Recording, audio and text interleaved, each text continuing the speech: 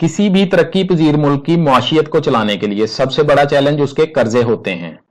मुल्क की इकॉनमी चलाने के लिए जाहिर है बैरूनी कर्जे लिए जाते हैं और फिर हर साल कुछ रकम इन कर्जों की मद में वापस करना होती है, जिसमें असल के साथ सूद की रकम बहुत ज्यादा होती है। कर्ज वक्त पर अदा ना करने पर यह सूद या इंटरेस्ट बढ़ जाता है। यूं डेवलपिंग कंट्रीज का हर शहरी मकरूज होता चला जाता है और पाकिस्तान के गैर मुल्की कर्जे भी बढ़ते बढ़ते साल 2022 में बिलियन डॉलर्स तक पहुंच चुके हैं और हर पाकिस्तानी 1.5 लाख से ज्यादा का मकरूज है। ये कर्जे कैसे वापस होंगे, ये सवाल आते ही आपके जहन में कभी ना कभी ये बात जरूर आई होगी कि हमारी गवर्नमेंट ज्यादा से ज्यादा नोट छापकर ये कर्ज एक ही मर्तबा अदा क्यों नहीं कर देती, क्योंकि हर मुल्क अपनी करेंसी खुद प्रिंट करता है। तो उस मुल्क के लिए क्या मुश्किल है कि वो करेंसी नोट ज्यादा से ज्यादा छापना शुरू कर दे और अपने कर्जे उतारे और अपनी कंट्री की गरीब आवाम में भी नोट प्रिंट करके बांट दे। इमेजिन करें कि आप कल सुबह उठें और आपको पता लगे कि पाकिस्तानी गवर्नमेंट ने फैसला किया है कि गुर्बत के खात्मे के लिए वो स्टेट बैंक से पैसे प्रिंट करवाएंगे और हर पाकिस्तानी के अकाउंट में 1-1 लाख रुपए डाल दिए जाएंगे। ये आइडिया बहुत ही अजीब है और अगर किसी फाइनेंस से रिलेटेड बंदे से पूछा जाएगा तो शायद वो आप पर हंसेगा। मुझे यकीन है कि एक मैं ही नहीं हूं जिसके जहन में ये आइडिया आता है। अस्सलाम वालेकुम दोस्तों, आप देख रहे हैं YouTube channel grow with Haider. उम्मीद है सब लोग खैरियत से होंगे। अल्लाह ताला सबको अपने हिफ्ज़ो अमान में रखें। दोस्तों, आप खुद सोचें कितना अच्छा आइडिया लगता है कि हुकूमत हर शख्स के अकाउंट में 1-1 लाख रुपया ट्रांसफर कर दे, क्योंकि हुकूमत का क्या जाएगा, उन्होंने तो सिर्फ कागज पर प्रिंट करने हैं। लेकिन लोग खुश हो जाएंगे कि वो अमीर हो गए हैं। लेकिन क्या वो सच में अमीर हो गए हैं? आइए मालूम करते हैं कि क्या होगा अगर पाकिस्तानी हुकूमत बहुत सारे पैसे प्रिंट करके हर पाकिस्तानी को बराबर तकसीम कर दे। मैं जानता हूं कि जो फाइनेंस से रिलेटेड लोग हैं वो सर पकड़कर सोच रहे होंगे कि ये कैसा पागलों वाला सवाल है। जो लोग फाइनेंस से रिलेटेड नहीं हैं उनके जहन में ये सवाल आता है क्योंकि वो इन्फ्लेशन नामी चीज से नावाकिफ हैं और इन्फ्लेशन को नहीं समझते। कोई बात नहीं, बज़ाहिर ये आइडिया बहुत अच्छा लगता है और मुमकिन भी लगता है कि हुकूमत गुर्बत खत्म करने के लिए पैसे प्रिंट करे और गरीबों में बांट दे। इससे हुकूमत का तो कुछ नहीं जाएगा क्योंकि हुकूमत को तो सिर्फ पैसे प्रिंट करने हैं। लेकिन एक आम आदमी के लिए ये बहुत ही मायने रखेंगे। वो कुछ खरीद सकेगा, अपनी घरेलू जरूरतें पूरी कर सकेगा, स्कूल की फीस दे सकेगा, राशन खरीद सकेगा। किसी को नया फोन चाहिए, किसी को फ्रिज, किसी को माइक्रोवेव, किसी को न्यू बाइक चाहिए।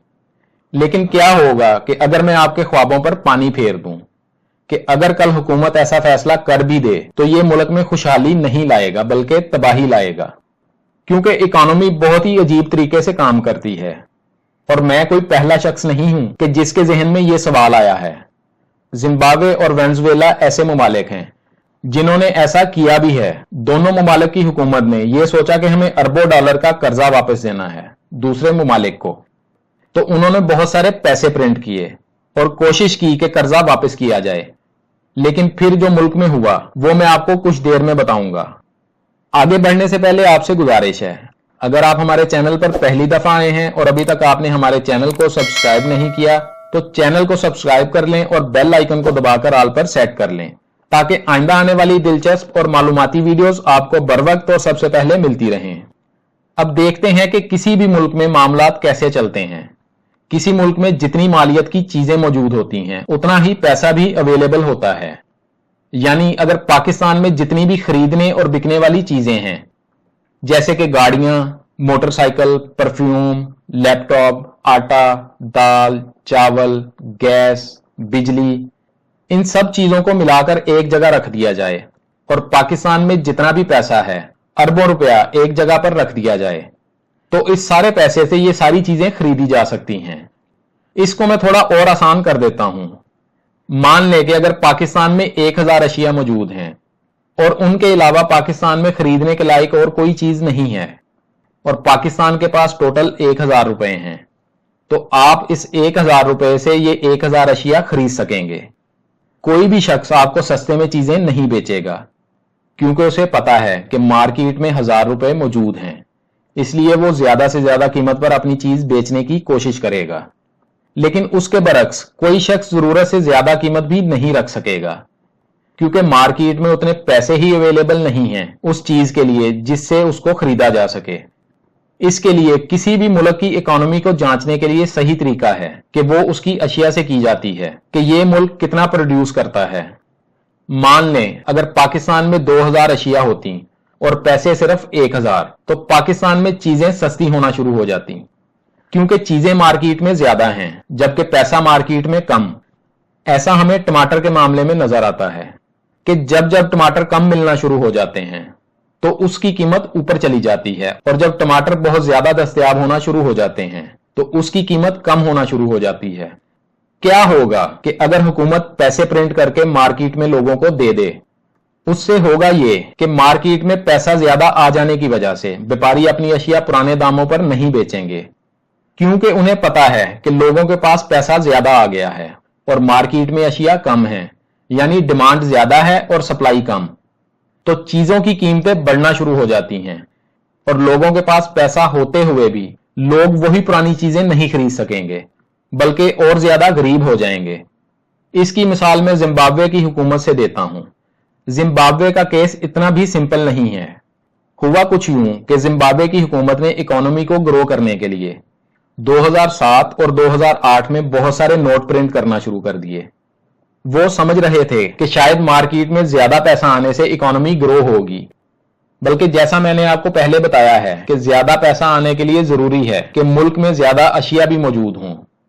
لیکن زمبابوے نے اس بارے میں کچھ نہیں سوچا اور نہ ہی اس بارے میں کوئی دھیان دیا، اور بے شمار پیسے پرنٹ پر پرنٹ کرتے گئے۔ اس سے ہوا یہ کہ مارکیٹ میں چیزیں مہنگی ہونا شروع ہو گئیں۔ لوگوں کے پاس پیسہ تو تھا لیکن خریدنے کو چیزیں نہیں تھیں، اور یہ صورتحال اتنی خراب ہو گئی کہ شاید آپ کو سن کر حیرانی ہوگی۔ ایک ٹافی جو 1 زمبابوے ڈالر کی ملتی تھی، صرف 1 سال میں وہی ٹافی 23 کروڑ زمبابوے ڈالر میں ملنے لگی۔ جی ہاں، 23 کروڑ زمبابوے ڈالر میں۔ اس ملک نے اتنی کرنسی چھاپی کہ نوٹوں کی ویلیو اس کے کاغذ سے بھی کم ہو گئی۔ یعنی آپ لوگ سارے نوٹوں کو لے کر ایک مشین میں ڈال کر اسے نارمل کاغذ بنا دیں اور پھر وہ کاغذ بیچنے جائیں تو آپ کو زیادہ فائدہ ہوگا۔ تو پھر سوال یہ آتا ہے کہ پھر ملک کیسے امیر ہو کہ ملک پیسہ پرنٹ کر کے لوگوں کو دے بھی سکے؟ اس کا سمپل سا جواب یہ ہے کہ ملک میں ہی رہنے والے زیادہ سے زیادہ اشیاء بنائیں۔